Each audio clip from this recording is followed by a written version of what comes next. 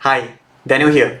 In this video, I would like to explain what inflation is, should you be worried about it, and also voice my opinion on the causes of inflation in 2021 and the likely behavior moving into 2022.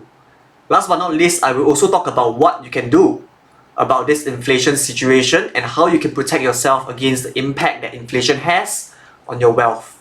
Without further ado, let's get started. What is inflation? For the benefit of those who are new to finance, inflation is the decline of purchasing power of a given currency over time. The inflation rate is the rate that measures the extent to which your purchasing power changes, be it for the better or for the worse.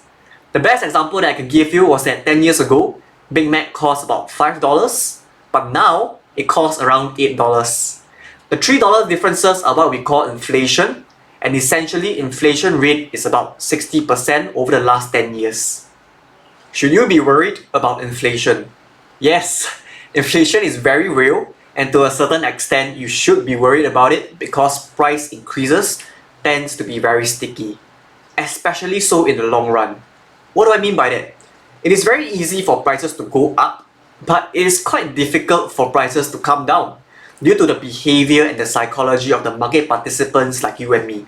A very good example of this is the impact of inflation on labor wages and salary. Think about it from your own perspective. During periods of high inflation, chances are is that you will demand for a higher pay from your employer to compensate for the loss of purchasing power. But in periods of deflation, how likely are you to accept a lower salary or a pay cut? Since now, theoretically, your purchasing power had increased and you no longer need the level of salary that you're earning today to purchase the same level of goods and services tomorrow. In other words, when the price of a chicken rice increases, you will demand for a higher salary to be able to afford for the same quantity of chicken rice. But when the price of chicken rice decreases, you will not take a pay cut, even though you don't need as much salary to afford the same quantity of chicken rice as before.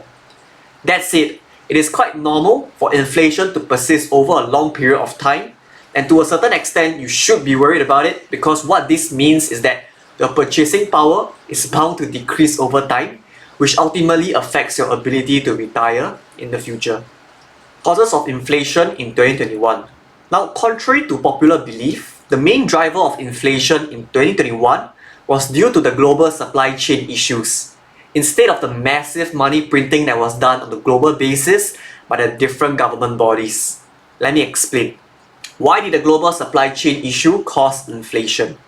Now, the main cause of inflation that we are experiencing today is the direct result of the current global supply chain issues that was caused by the pandemic. So what happened last year was that when the pandemic began, a lot of countries locked down their economy and some even shut down their factories' operations as part of the measures to contain and control the spread of the virus. Naturally, when that happens, the global supply was impacted and the volume of goods produced is significantly reduced.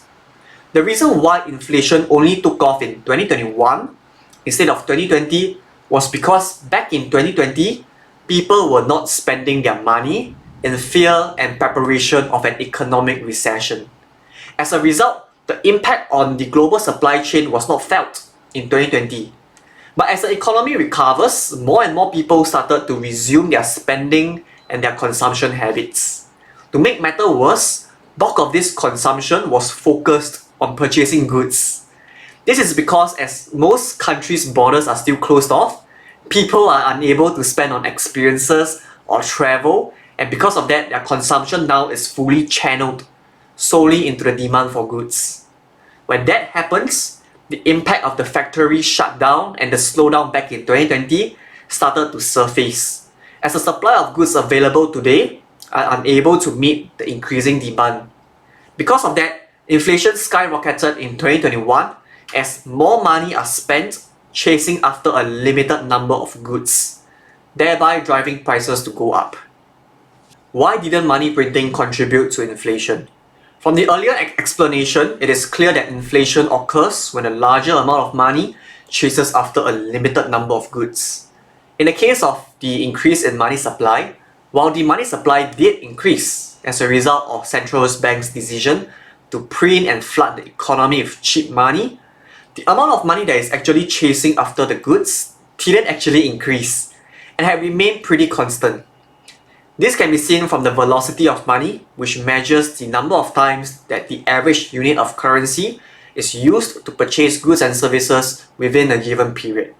As you can see here, as the money supply increases, the velocity of the money actually decreased by almost the same proportion. This suggests that the amount that is flowing and chasing after the goods and services in the economy have remained pretty constant despite an influx of money supply.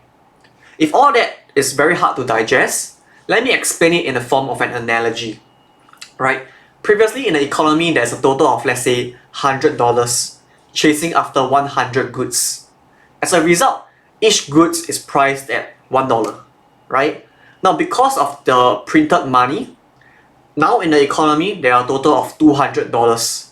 But instead of spending everything, the economy had decided to put away $100 in savings and only use the $100 available to chase after the 100 goods. So even though the money supply did increase from $100 to $200, the number of money that is chasing after the available goods had remained the same. And as a result of that, the price of the goods did not change. That is essentially what has happened to the economy, even though a ton of money was printed into the current economic system. Now that covers the causes of inflation in 2021. Let's move on to the next part of the video, where we will talk about the expectations of inflation moving into 2022. What's my opinion on inflation moving into 2022? Now, to a certain extent, the inflation that we are experiencing today is transitory, right? That is because the drivers of today's inflation are temporary. But we do face a real risk of higher inflation driven by the impact of money printing as velocity increases in the future. Let me explain. So why is the inflation today transitory? Given that the inflation today is the result of global supply chain issues, eventually these issues will get resolved. And when that happens, in theory, inflation should come down. However, these issues will not be solved overnight, and it will take time. So you can expect inflation to persist or even worsen further before things turn for the better. This is because companies need time to either increase or to adapt their capacity to meet the ongoing demand, right? Setting up more manufacturing lines or adapting existing manufacturing lines to produce something else takes time to materialize. Once things get resolved, we may even experience a potential situation of deflation as we go from a situation of shortages to a situation of surplus, given that companies today are over-ordering in anticipation of today's supply shortages. So what's happening today is that a lot of companies are over-ordering, right? In hopes that maybe, out of 10 orders, 7 orders will go through and be delivered to address their current shortages. Now that is very dangerous because this results in a phenomenon called a bullwhip effect, where if everybody over-orders and create a buffer for themselves, eventually these buffers will add up and create a massive situation of oversupply down the supply chain. When that happens, when supply exceeds demand, that is where we will face other issues that are deflationary of nature instead of the current inflationary pressure that we are experiencing today. Why inflation might persist beyond supply chain issue? Assuming that the supply chain issue is resolved, another factor that might drive inflation down the road is if the impact of the money printing surfaces. As I've explained earlier, the reason why the money that was printed in 2020 and 2021 did not result in massive inflation is because the velocity of the money decreased by the same proportion of the increase in the money supply. As a result, the amount of money that is chasing after the goods and services had remained relatively stable. Now, there are two factors that may cause the velocity of money to increase moving forward. The first is the increase in economic activity as a result of the recovery after the pandemic, and the second is the fear of inflation that may cause people to spend and convert their currency into real goods as soon as possible.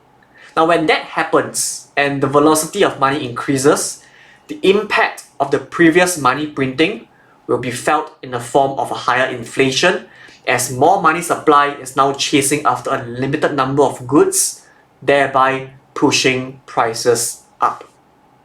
What can you do to protect yourself against inflation? Now that we know that inflation is real, what can we do about it? Now, the only way to combat inflation and the decrease in purchasing power is to invest. If you earn a return that is higher than or equal to the inflation rate, theoretically your purchasing power will be preserved. However, just because you need to invest doesn't mean you should do it blindly, right? You should first ensure that your financial situation and your financial plans permit you to take on the level of risk that is needed before you try to dive into the world of investing. The last thing that you want for yourself is to make a loss on your investments and suffer from the impacts of inflation. Now, if you're wondering what you should invest in times of inflationary pressure, you should invest in businesses that can pass on this inflation to the consumer. Now, personally, I'm a huge investor in the Asian market, and I would recommend any investor who is looking to grow their wealth to look at this emerging market space. That topic itself deserves a separate video on its own, which is why I have already created a 33 minutes investment thesis where I'll walk you through my own investment rationale and why I'm a huge believer of the Asian century growth story and where will these growth drivers be coming from. You can watch it in the suggested video at the end of this video. Now that's all I have for this video today. If you found my content useful, do drop me a like and subscribe to this channel. In next week's video, I will be explaining the concept of volatility, whether is it good or bad for investors, and how you can manage and deal with the volatility risk. So do subscribe to this channel to stay updated with the weekly upload. Also, comment in the comment section as to what topics would you like me to explain and voice my opinion on next. If you'd like to find out more about how you can leverage my experiences and benefit from my financial planning services, you can find out more on my website or reach out to me directly on LinkedIn. Now all these links will be provided in the description below. Stay safe and I hope to hear from you soon.